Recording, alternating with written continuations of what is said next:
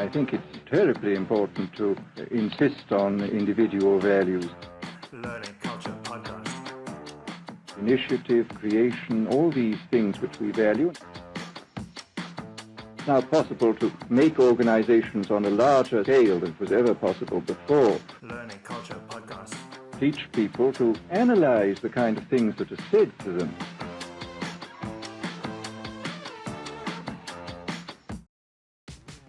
What's up, everybody? Welcome back to another episode of the Learning Culture Podcast. I'm your host, Andrew Barry, and joining me this week was Daniel Quick.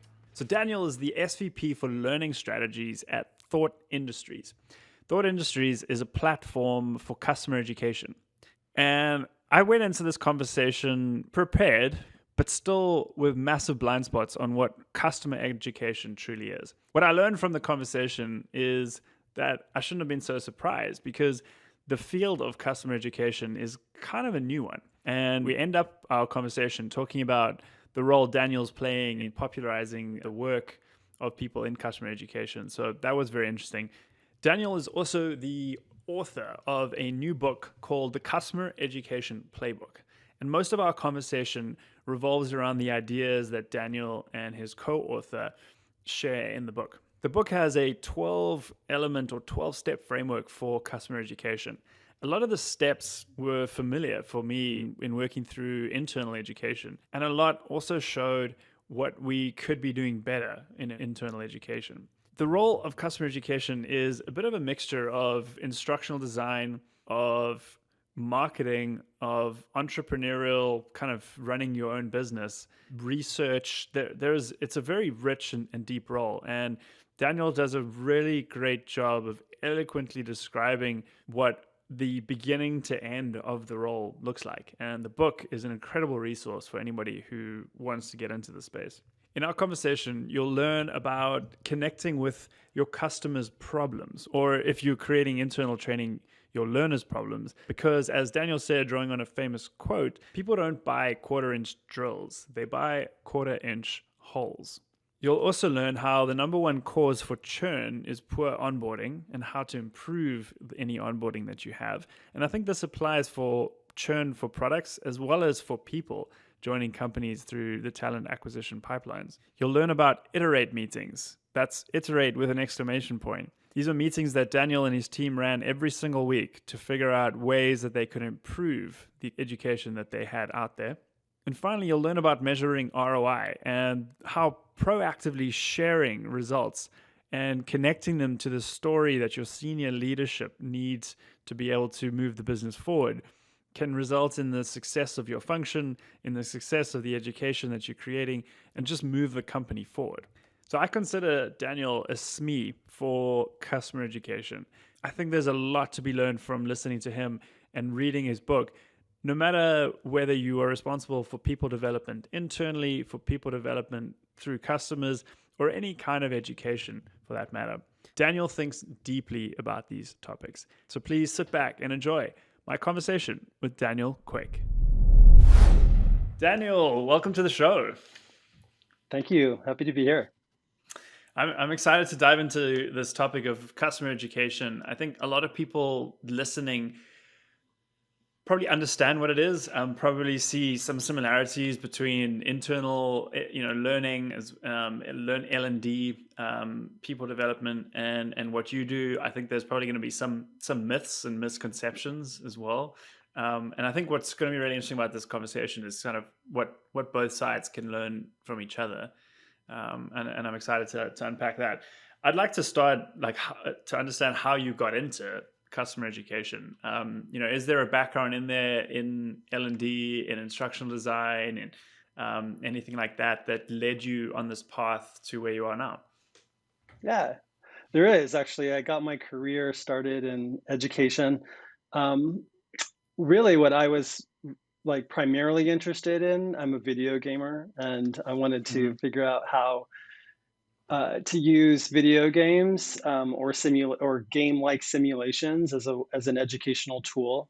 So I worked for this company in Austin, and they created this game-like simulation that helped you understand your leadership skills.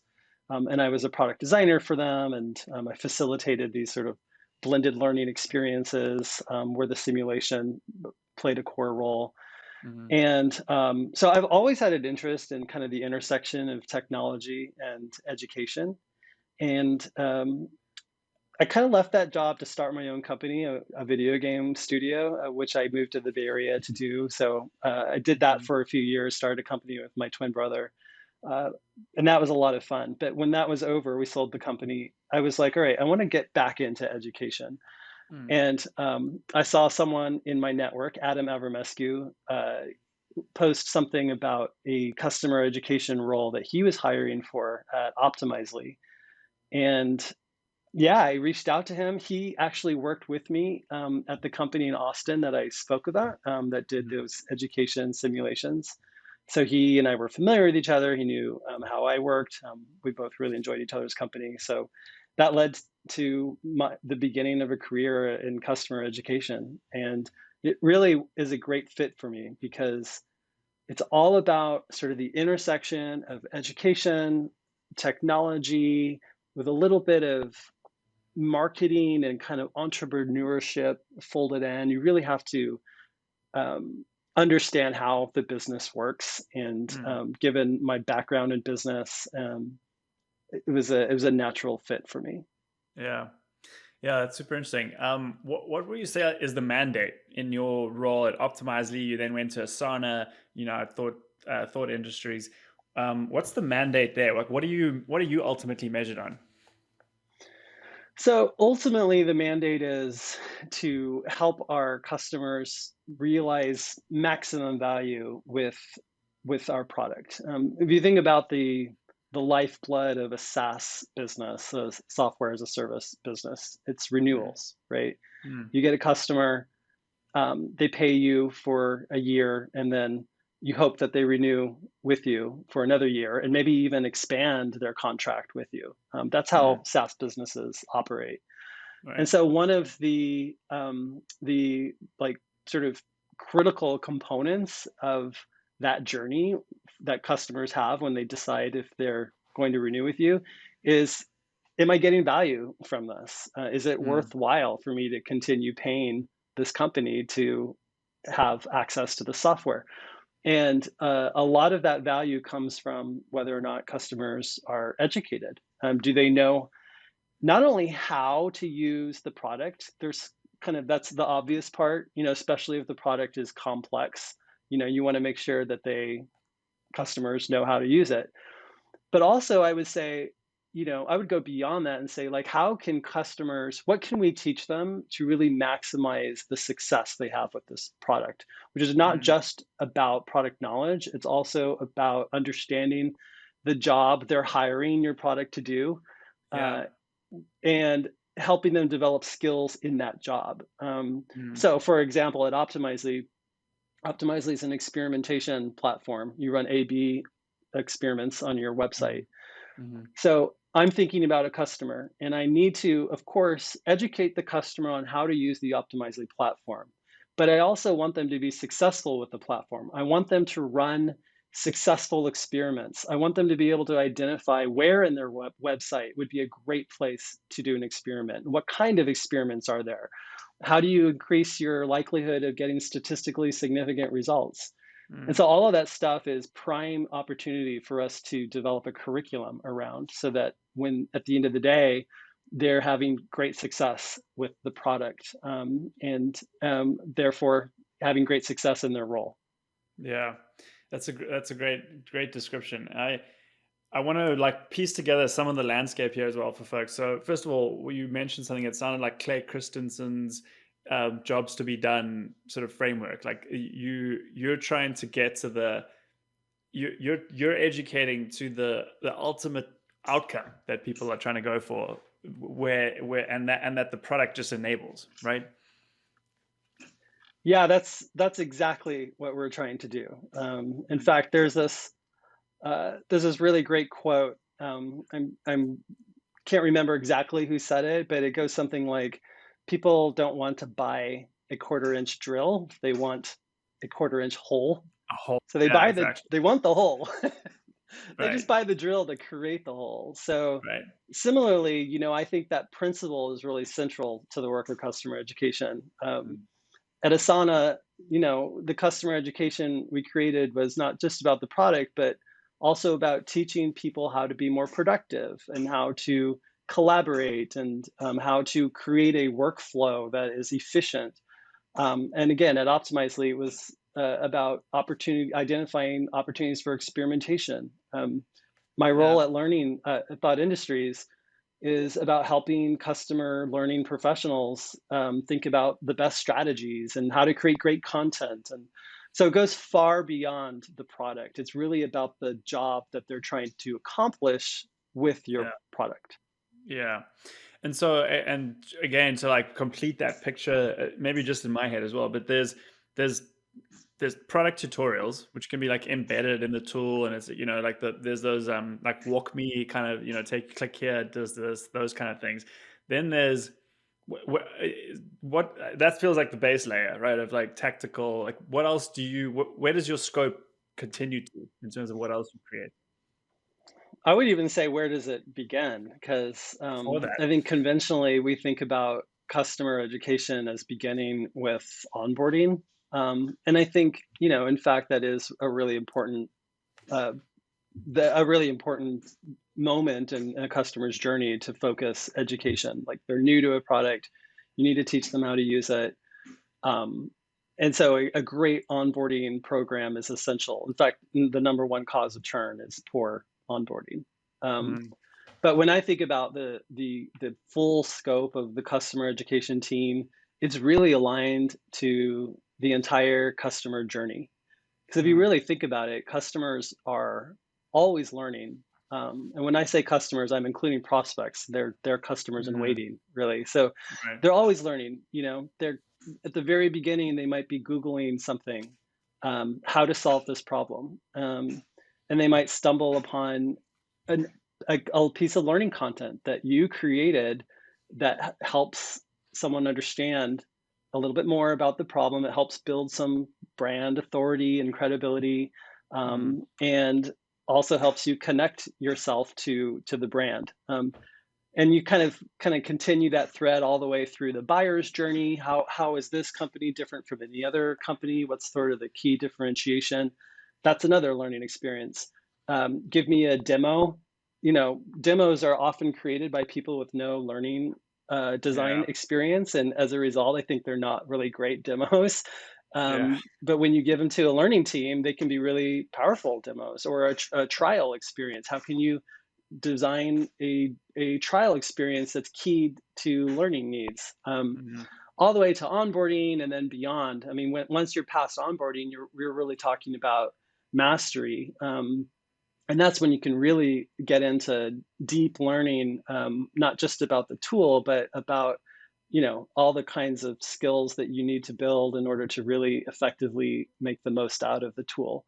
Um, at the end of the journey, we talk about advocacy and building brand champions. And, Mm, the role of customer education there is really to, you know, can we give you a micro credential, like a badge or some sort of certification to post on LinkedIn? mm, Can we, fold you into our learning ecosystem and have you teach a course or moderate a discussion forum or any of the other kinds of things that really place you front and center as someone who has now become an expert, and therefore you're out there in the market, helping me spread the word about my brand. So mm. another thing that we think about in customer education. So it's Yeah. really the full customer life cycle for me. That's super interesting. And when you're that, so it's the hero's journey. You're putting the customer at the center of this and making them the hero, and you're doing that through education. You're taking them through this aspirational role. It's, at Optimizely, you weren't making them certified Optimizely users. You're making them better or certified marketing experimenters. In Asana as project managers. Now it's CE professionals, right? So yeah, Yeah, okay. So that's that's it.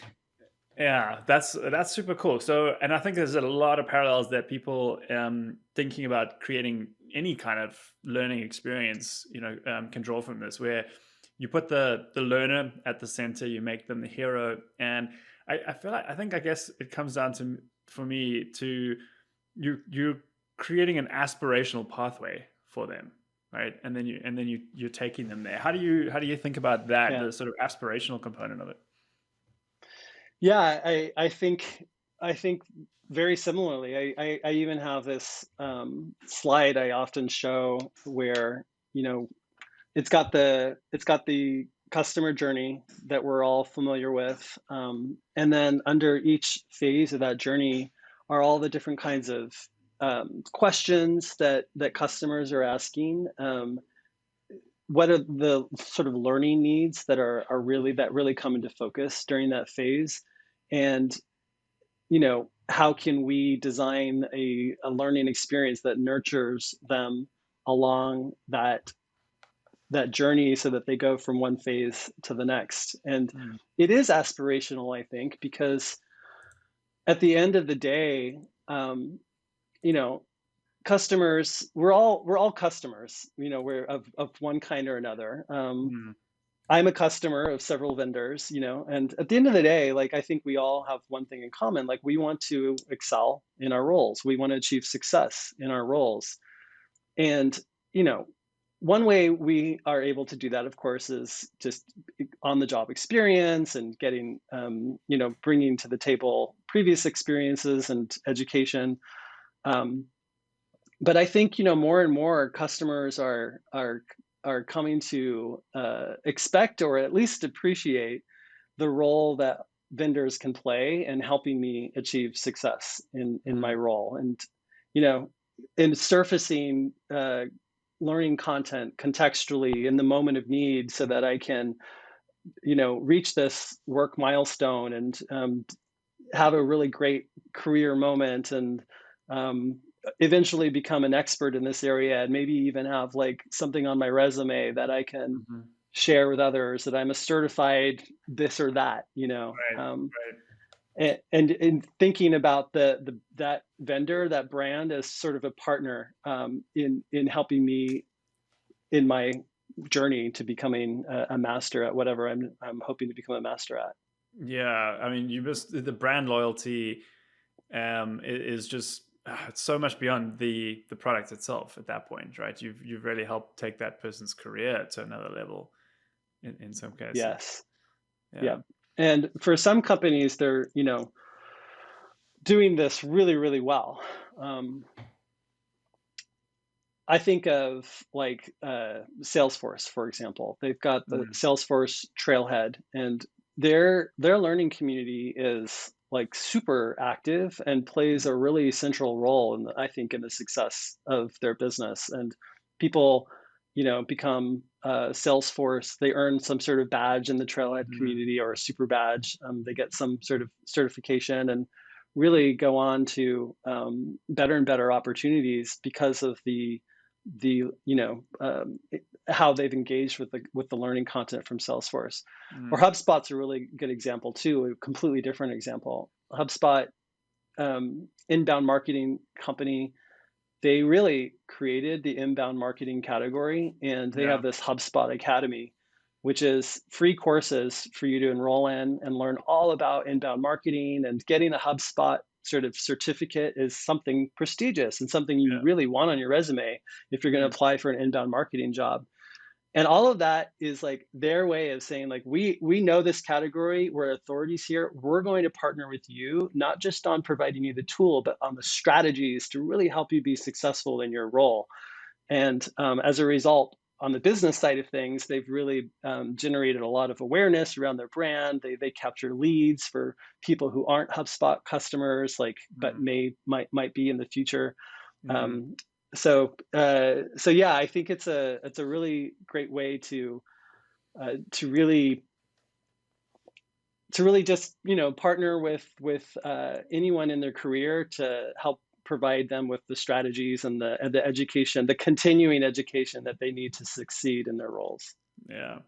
Yeah. Now I see the business aspect, the entrepreneurial side of the role that you are in that there's like Salesforce and HubSpot are two great examples of people of companies that named and claimed a category. And the role education plays in that is so key. Yeah, that's super interesting.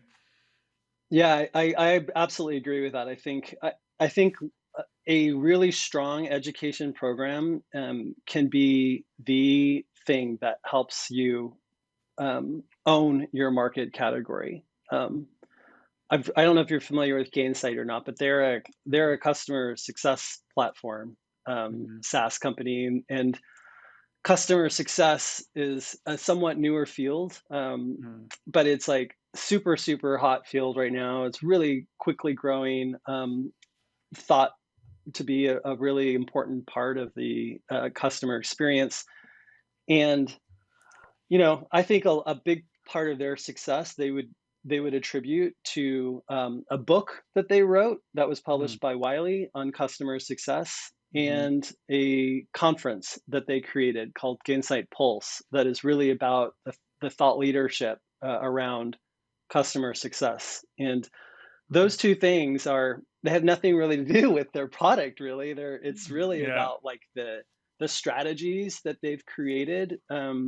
Their product they think of as a tool, but it's the customer success field is so much more than the tools you use. It's about how to run great quarterly business reviews with your customers, how to do great onboarding, how to Mm. understand account health and as it relates to churn and renewal, Mm. um, and get customers to realize more value with your product. So that's really, I think I've talked to people at Gainsight, and they point to those two things as a really pivotal moments for them as in their own growth. Mm.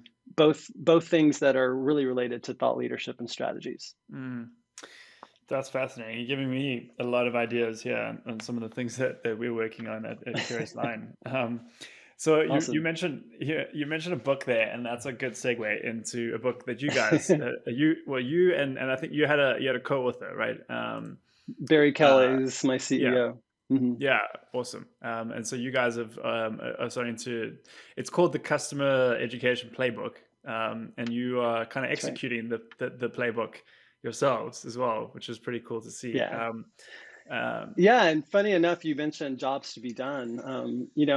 The the playbook began as a kind of jobs to be done analysis. We're mhm, really just hoping to figure out what exactly are the jobs that customer education professionals do in an effort to really understand where we might evolve our product or our offerings to really meet those jobs. And mm, that turned into like 12 different kind of primary jobs that customer education professionals do.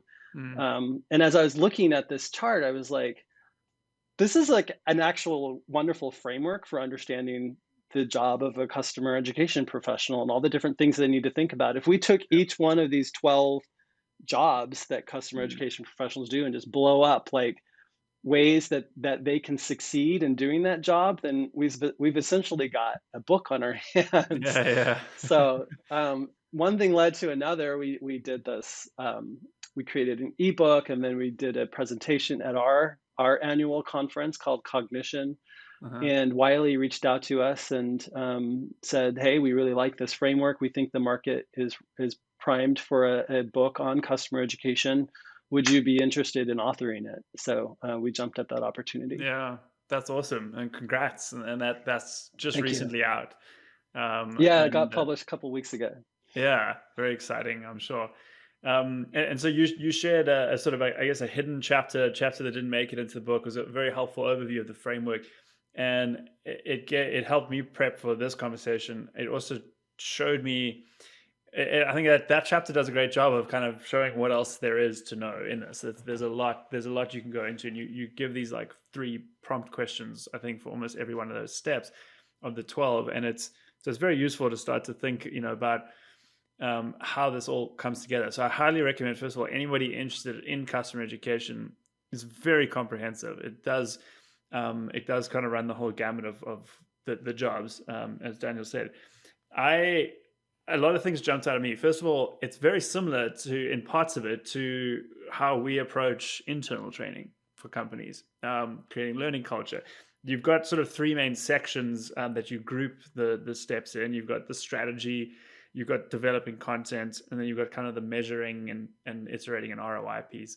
That's The right. middle one, developing content, definitely is very, very similar, which was I think also like it showed me what I didn't know about customer education, because I had this assumption that it was those tutorial type things, and it's you start to think of it much more broadly, when you look at all the different things you can do.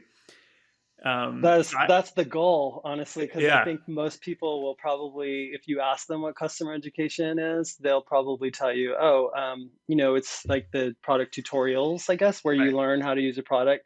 And in fact, a lot of companies where your product is not super complex will be like, we don't need customer education. We have great UX. You can yeah, just kind of figure it out as right, you use the product. I just think that's like it's a limited way of understanding customer education, because, in the case of Asana, for example, Asana is very easy to understand. Like if you mhm, poke around in Asana, okay, here's where I create a task. Okay, it has gotten a little bit more complex over the years as they've added mhm, more and more things. But that doesn't, all of that, no matter how adept you are at using a product, that doesn't solve the problem where you are thinking about, in the case of Asana, for example, how do I set up this complex workflow that I have going on using spreadsheets and whiteboards and sticky notes, like mhm, in Asana? That that is sort of a much larger kind of cognitive, more yeah, complex cognitive task to do, yeah, so I think education goes so much farther beyond that. Another really great example is, how do I get my team to adopt Asana? Like, what's mhm, the change management strategies that you can help give me in order to convince my team? Like, yeah. another really great focus for a customer education team. Yeah, yeah, I think those are great examples, and it's almost the power of education showing it shows you what's possible, right? Some of those things you might not even have thought, like, oh, I could use Asana for this, and it would make it so much easier. Um, Yeah. what are your thoughts? It just occurred to me now. So Notion is a tool we use quite a bit internally, and it just occurred to me now. There's Notion's a good example of this. And they're sure there are lots of others that there's a whole cottage industry that's popped up around it of creators that are doing the sort of education for how to use Notion. And there's a lot of great examples of that. How do you feel about that? Where it's like the company themselves have kind of not maybe they've abdicated the responsibility, maybe Mhm. not, but they've sort of left it up to the community basically to create the tutorials and the this is what's possible type stuff. What do you think is the right balance there? Yeah. I think the key is to not try to compete with creators who are making a YouTube video, or I've Yeah, even seen TikTok videos pop up that yeah, are really yeah, education and educational. So rather than competing with them, I think I would ask myself, like, um, how can I leverage this content in a way, if it's really good content, and it's really like helping me like do my job, then essentially you're scaling your own capacity to educate customers through the work of creators, and who are essentially brand advocates of yours as well. I mean, yeah, they're taking the time to create a YouTube video on how to use Notion. Like, right, clearly they're a fan of Notion. So right, what can you would maybe I would reach out to that person and say, like, hey, what can we do to like help you continue creating these videos? Or yeah, would you be open to us including this video in our curated learning path in our academy for our right, customers? right, But I do think it's important to create some strategy around social media and the creators that are creating content in social media, where you are aligned with their efforts, because the shadow side of that is essentially popular content can become um, sometimes inaccurate or mhm, out of date, mhm, and without a strategy to kind of manage that ecosystem, you risk customers turning to educational resources that are giving them essentially bad information. Right. And so, and then you don't want that, obviously. So, Right. so yeah, like maybe reaching out to someone who has a video who's out of date and like, what can we do to help you update this video? It's clearly a really awesome video. Let us know if Right. there's anything we can do to update this. Right. Yeah, and I think in Notion, to complete that example, had this. They started creating these Notion ambassadors, and so they kind of like almost certified people to do that. So they leveraged the community for that. That's For that. right. Yeah. We similarly had Asana ambassadors as well. Yeah. So and I would go so far as to say that I haven't done this analysis, but if I checked YouTube for like the most popular Asana tutorial videos, I'm willing to bet that the ones that are the highest quality content, highest traffic, highest ratings, are those that are created by Asana Yeah. ambassadors. Yeah.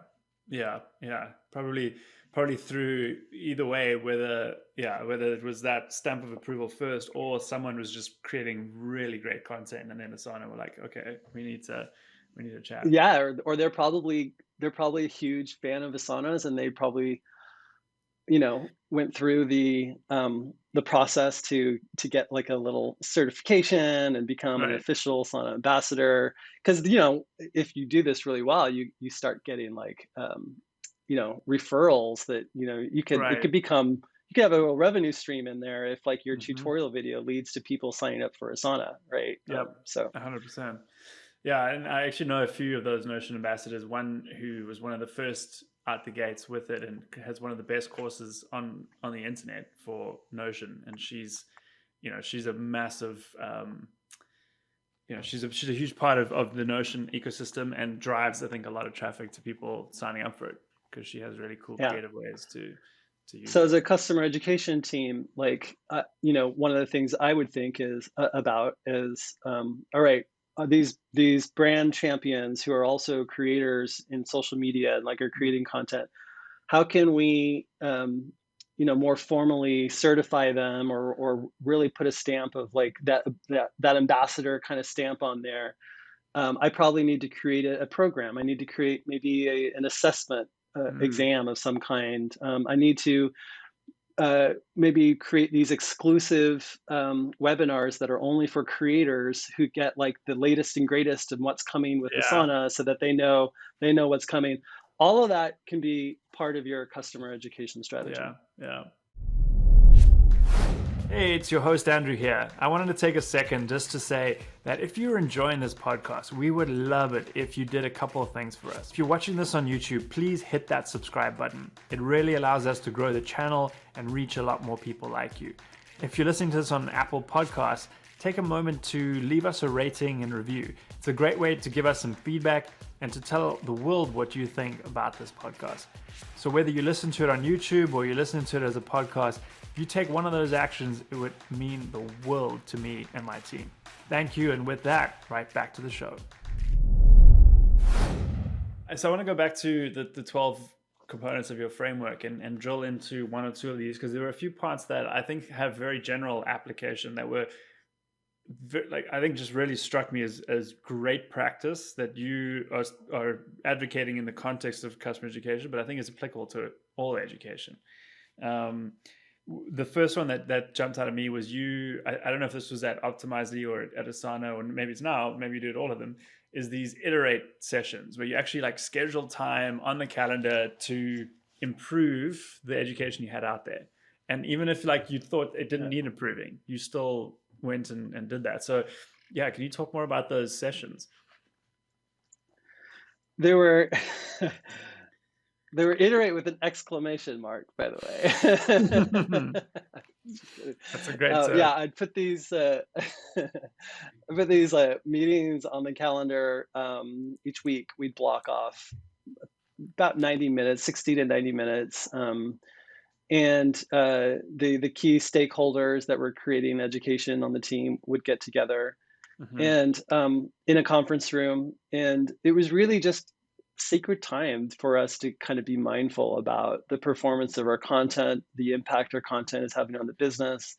We would examine, I think, three key questions, like what is the quality of the content, like, and how can we improve that quality? Mm-hmm. And we would look to things like customer satisfaction surveys, both the scores as well as any sort of qualitative feedback we're getting, comments that people are leaving, et cetera. We'd look to completion rates and seeing where people are maybe dropping out of the learning experience, and kind of asking ourselves, like, what's the pain here? Why are people dropping off at this particular point in the learning experience? And so really the idea is like, okay, how can we improve the quality of the content? And then we'd also look at our sort of our reach. What percentage of our customers are actually consuming this content? Has it seen any change? Did that thing that we did last week lead to higher engagement rates, like where we're getting more enrollment rates, or more people, completing the training? The idea being, even if your quality is incredibly good and you're just like all about the highest quality content you can possibly create, if it's not getting into the hands of your customers, then you're basically wasting your time. So you need to really think about your reach as well, and making sure you're penetrating your customer base. And then the third thing, which is a little bit more complex, is to figure out, okay, what's the impact? So if you can ensure you've got great high quality content, you can ensure your reach is great and it's getting into the hands of customers, you need to ask yourself, okay, what impact is this having on the business? Yeah. Is there any way that we can look at support ticket data, for example? It's categorized usually so that you have a sense of the different kinds of support tickets people are filing, in terms of like, is it about this particular feature, or whatever it is.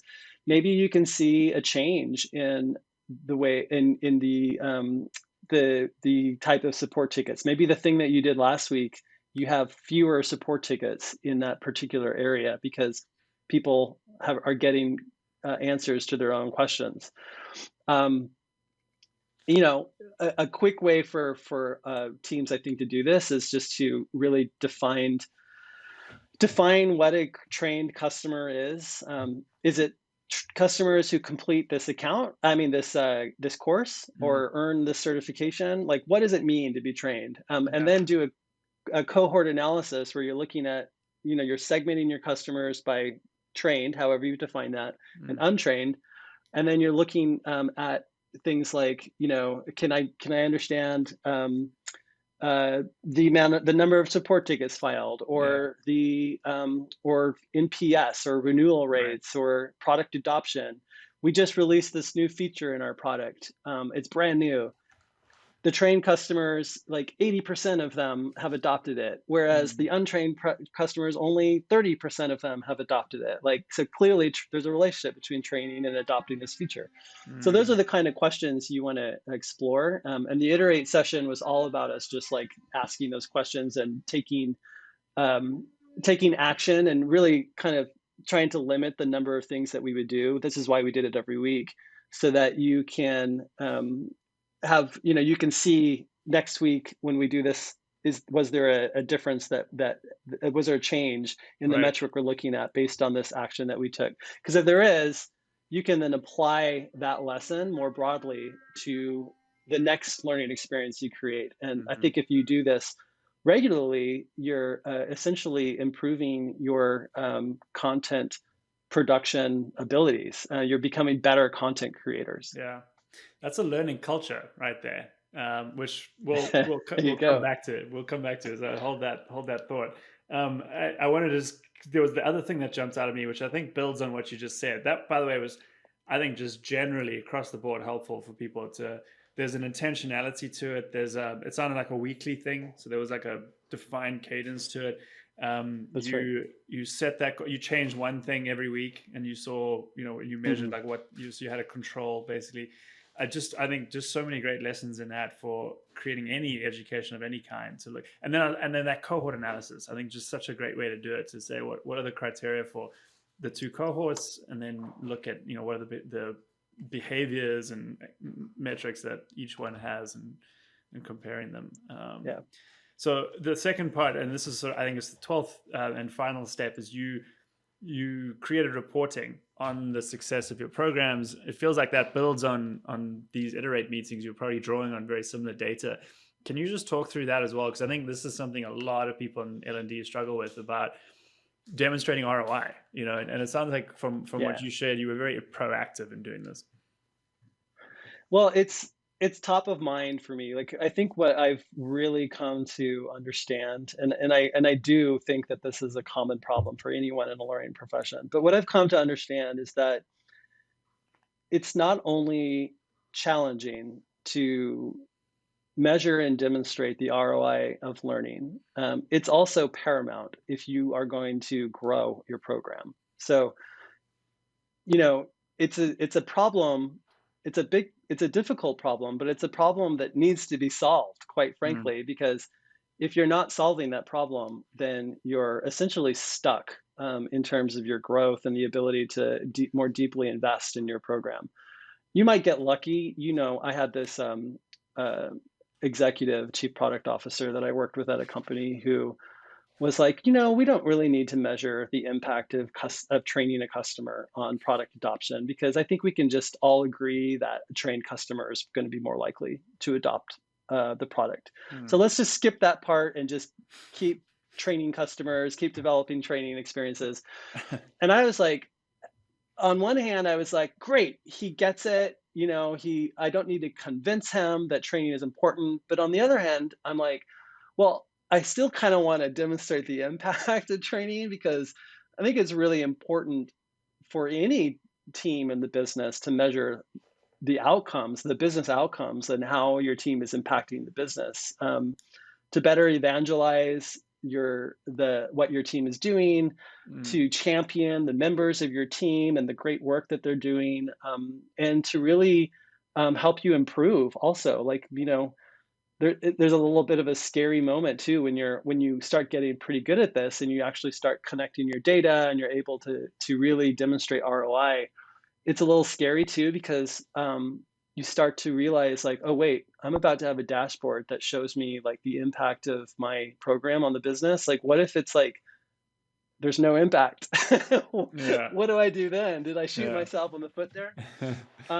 Yeah, you're like holding So yourself accountable in a way. you really are. You're holding Yeah. yourself accountable. But it's really important though, because at the end of the day, you want to have an impact on your business. And I don't think that if you had data that showed that what you were doing wasn't impacting the business in the way that you hope to, I don't think that that is a cause for, like, shutting down the program or not investing in it anymore. I would ask, first of all, did I measure the right things? Right.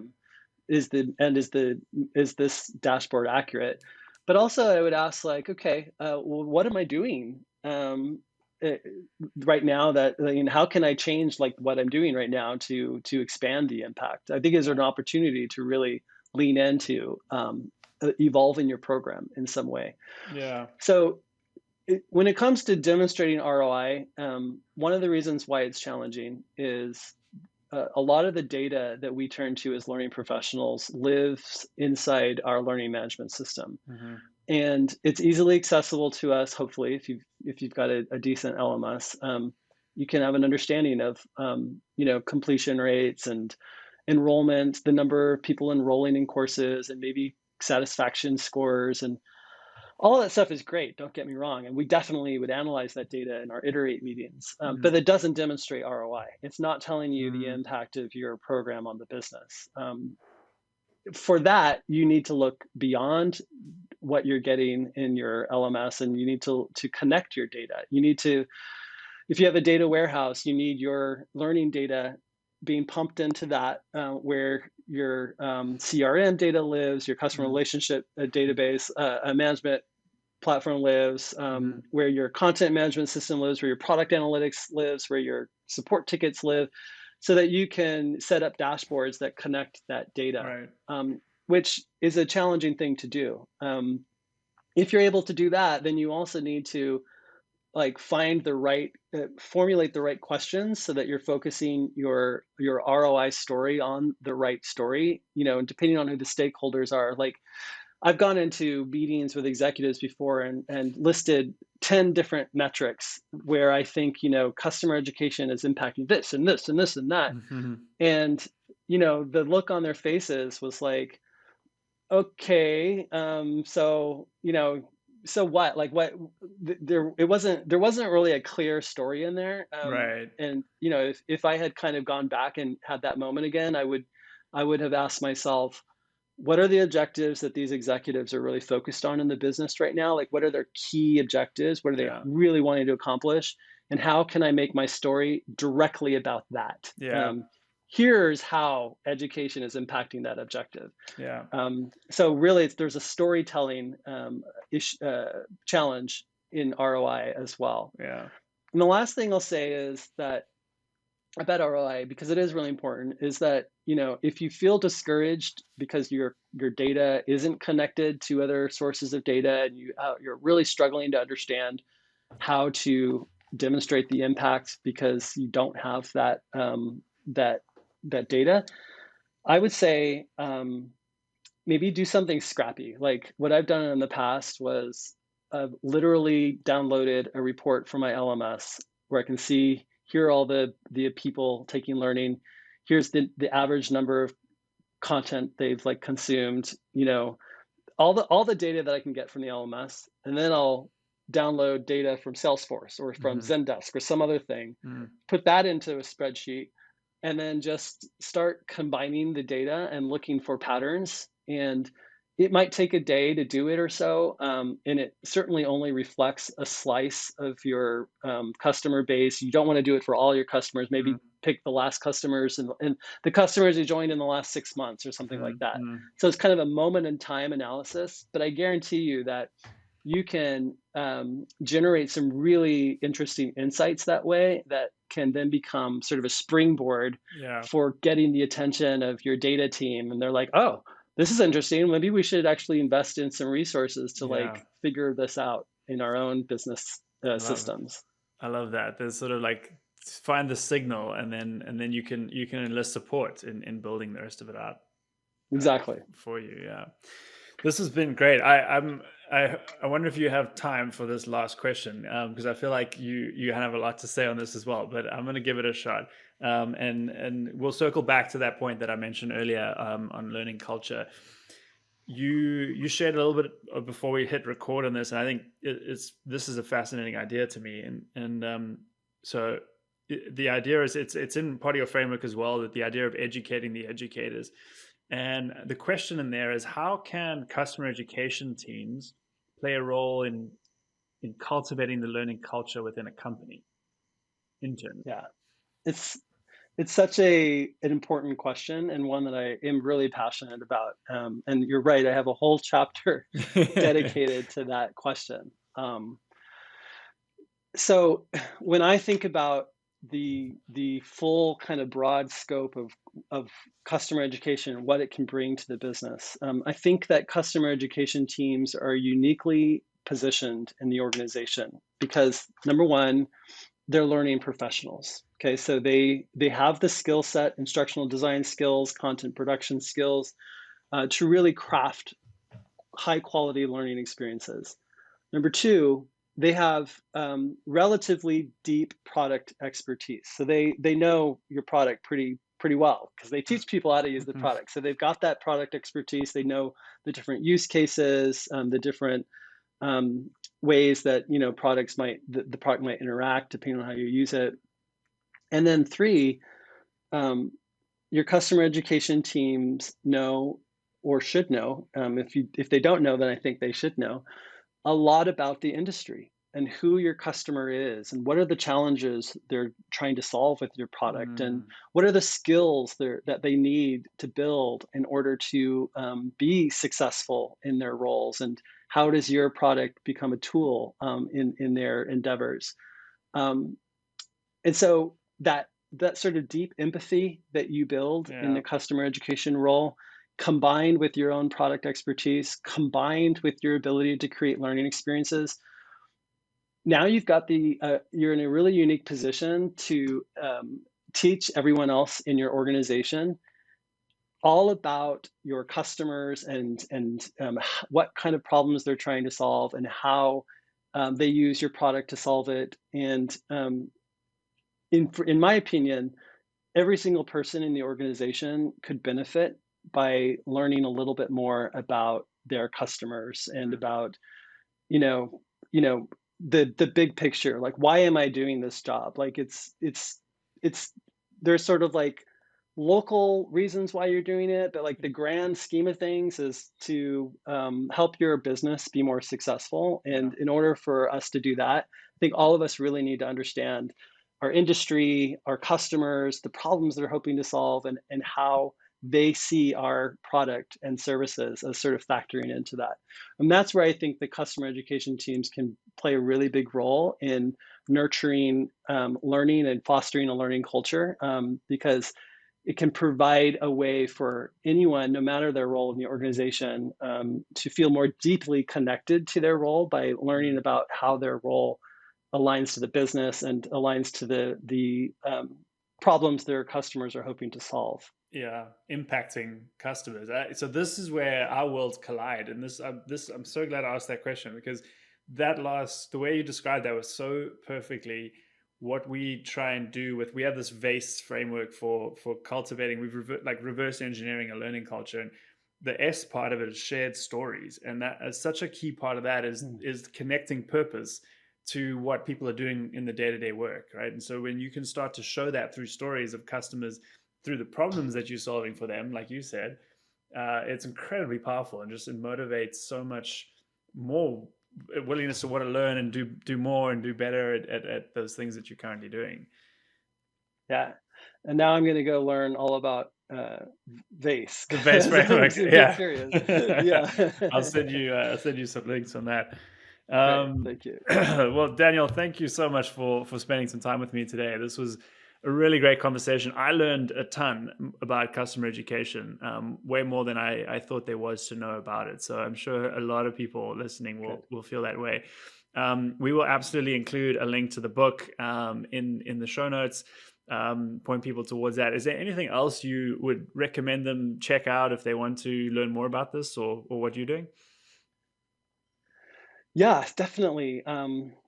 I would say that if you're interested in customer education, would love for you to check out the book. But also, there's a whole podcast dedicated to customer education strategies called C Lab, a customer education laboratory, hosted by my friends Adam Avramescu and Dave Darrington. I think is a really great podcast to learn about the industry.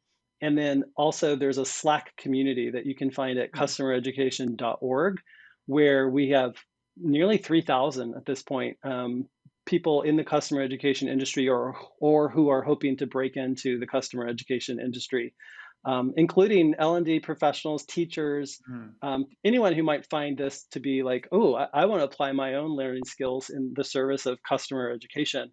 It's a really great way to connect and learn more about the industry. That is super interesting. And is it a fairly new kind of vertical within companies? It is. It is a fairly new vertical in companies. It's evolved. You could make the argument that companies have been educating their customers for a long time. I mean, think about like the copy machine that you bought in the 80s. You know, maybe you had someone come in and train the team on how to use the copy in person, machine, right? Right, totally. Yeah, sure. But I think that with the advent of like the SaaS business model and the importance of renewals, and then also, you know, more and more buyers looking online for education and the, you know, digital content and kind of the growing expectations that customers have around the experience they have. Customer education has really evolved a lot, and I would say like this version that we've been talking about has really only started to hit its stride in the last few years, as mostly as part of like the growing awareness around the importance of customer experience and customer success. Well, you are clearly at the vanguard of you know, making it a popular thing and an advocate, like you've said before in this conversation, and you do an incredible job in the excerpt that I've read. I'm sure the book going into detail on all of these things gives people a really comprehensive view of this. So I wrote down that website as well. I often get people wanting to get into education, and this sounds like a really interesting new space to explore. So I'll definitely be sharing that with Thank you, people. Andrew. Thank you so much, Daniel. I really appreciate you coming on the show. Thanks a lot. Happy to be here, and always looking forward. I always look forward to the post that you make on LinkedIn, Andrew, and your newsletters as well. Awesome. Thanks, Daniel. Hello. I hope you enjoyed that episode. It's Andrew again with a quick message. If you'd like to support the show, the best way to do that is to leave us ratings and reviews where you listened. If you're on YouTube, hit the like and subscribe buttons, and feel free to leave a comment. We love hearing from our listeners and viewers. If you're listening to this on Apple Podcasts, please take the time to give us a rating and leave a review. Once again, we love hearing from our loyal listeners. If you're listening to this on Spotify, please hit the follow button to make sure that you don't miss new episodes as they come out. And as a reminder, this episode is sponsored by the Learning Culture Experience, a first of its kind cohort-based learning experience for learning professionals, in which you will join a community of 50 other innovative learning professionals designing and developing cohort learning experiences that you can roll out in your companies. To find out more about the program and when the next cohort is starting, check out curiouslion.cloud/experience. See you next week for another episode of the Learning Culture Podcast. Thank you for listening.